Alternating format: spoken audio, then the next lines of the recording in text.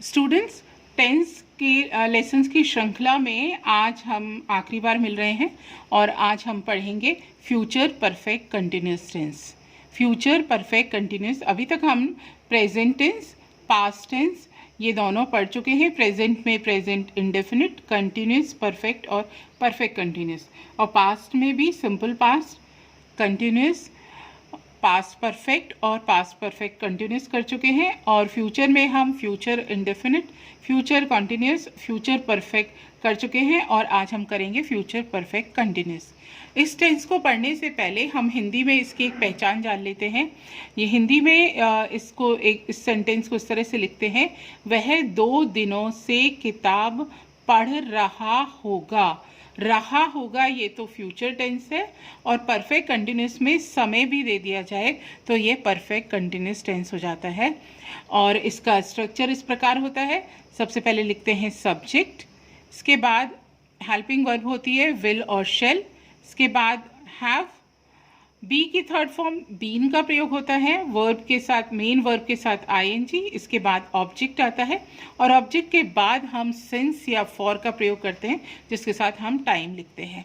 तो एक बार हम इसको रिवाइज कर लेते हैं। शेल का प्रयोग हमेशा आई और वी के साथ आता है, और विल का प्रयोग ही, शी, इट या किसी का नाम हो, यू या दे, इनके साथ विल का प्रयोग होता है। अब इसमें दूसरा जो पॉइंट आता है सीखने का कि सिंस और फॉर, तो हम प्रेजेंट परफेक्ट कंटिन्यूस और पास्ट परफेक्ट कंटिन्यूस में पढ़ चुके हैं कि जहाँ पॉइंट ऑफ टाइम यानी निश्चित समय दिया गया हो वहाँ पर हम सिंस लगाते हैं। मतलब इस तरह के वाक्यों में जैसे पिछले शब्द आए, कोई सन दिया जाए जैसे 1957, 1958, या कोई दिन, डे बताया जाए जैसे ट्यूसडे, वेंसडे, थर्सडे, या समय बता दिया जाए जैसे 2 PM, 2 AM, या फिर मॉर्निंग, आफ्टरनून, नाइट, तो इनके साथ में हम हमेशा सिंस का प्रयोग करते हैं।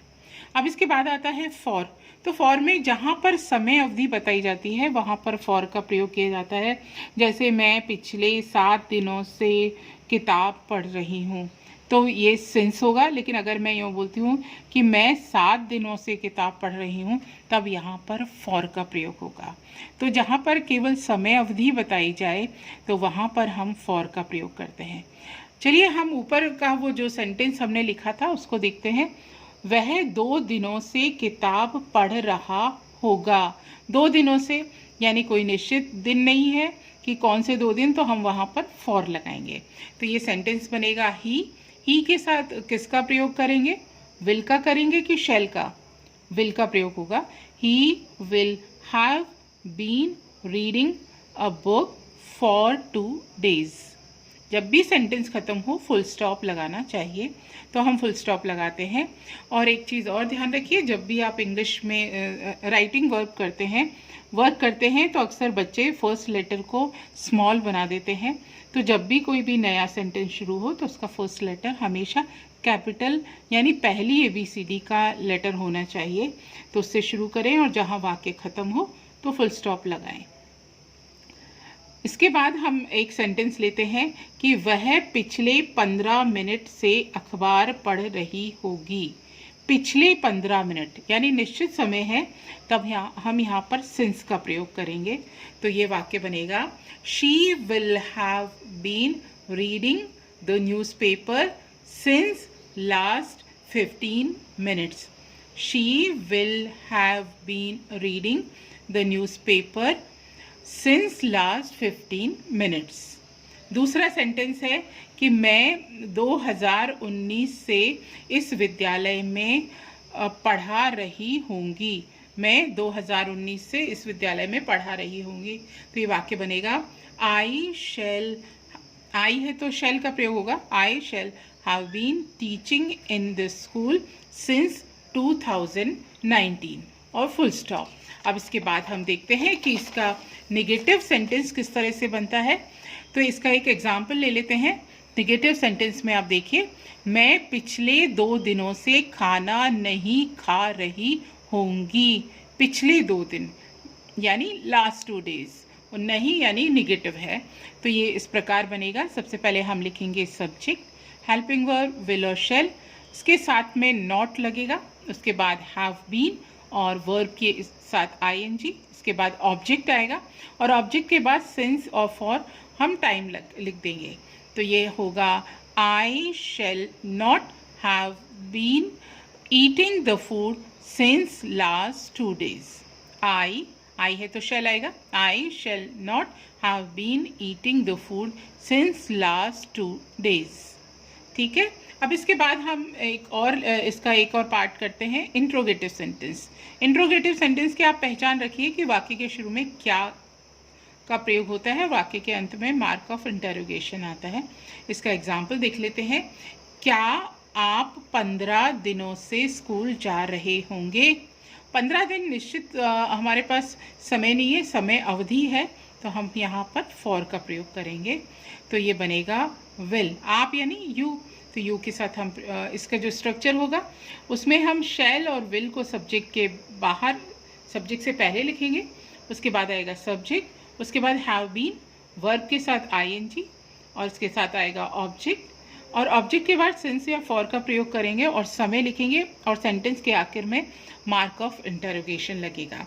अब सेंटेंस ऐसा बनेगा, will you have been going to school for 15 days? Will you have been going to school for 15 days? Mark of interrogation.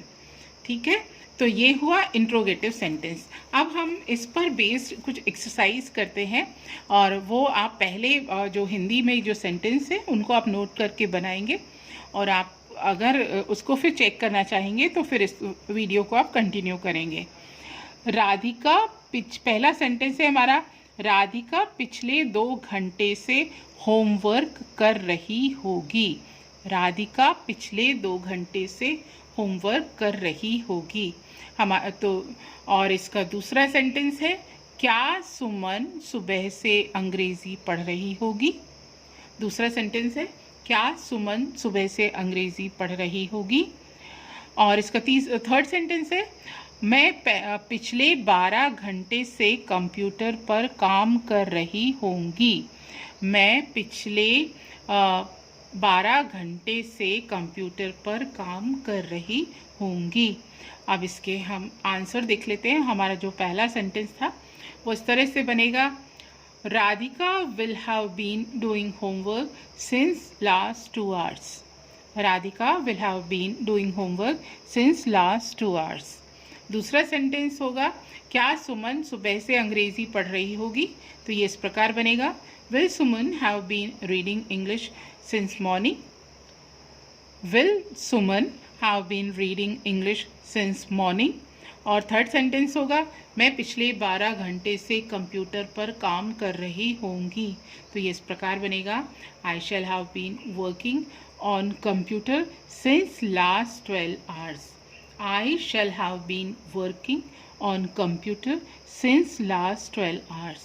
तो आज हमने फ्यूचर परफेक्ट कंटिन्यूस टेंस सीखा और अब इस तरह से हम सभी टेंस को पढ़ चुके हैं। अब नेक्स्ट टाइम जब हम मिलेंगे तो हम नरेशन पे काम करेंगे, नरेशन सीखेंगे। तब तक के लिए आप टेंसेस को रिवाइज करिए और सेंटेंस बनाइए। Thank you.